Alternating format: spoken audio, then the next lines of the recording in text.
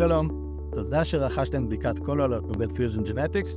זהו צעד חשוב ומשמעותי שעשיתם למען הבריאות שלכם.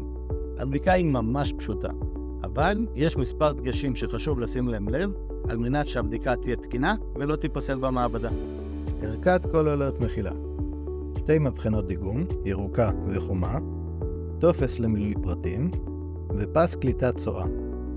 את הטופס יש למלא באנגלית, בצד השני יש לחתום עליו ולמלא תאריך.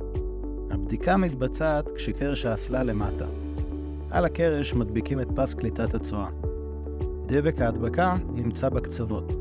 בהדבקה נכונה יתקבל מעין כיס.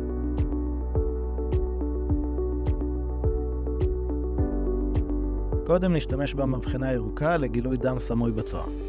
פותחים את הפקק הירוק, מכניסים את המקל ל4 מקומות שונים.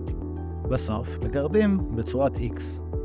סוגרים את המבחנה ומנערים אותה בעדינות מעלה ומטה. המבחנה החומה נועדה לבדיקת DNA והיא בצורת כפית. פותחים את הפקק החום ודוגמים מ3 נקודות שונות. מאוד חשוב לשים לב שהכמות הכוללת לא תהיה גדולה מכפית דיגום קדושה. לאחר מכן סוגרים את הפקק היטב ובזהירות ומנערים נמרצות במשך דקה עד שתיווצר תערובת אחידה. הגיע הזמן לארוז. מכניסים את המבחנות לשקית וסוגרים אותה היטב.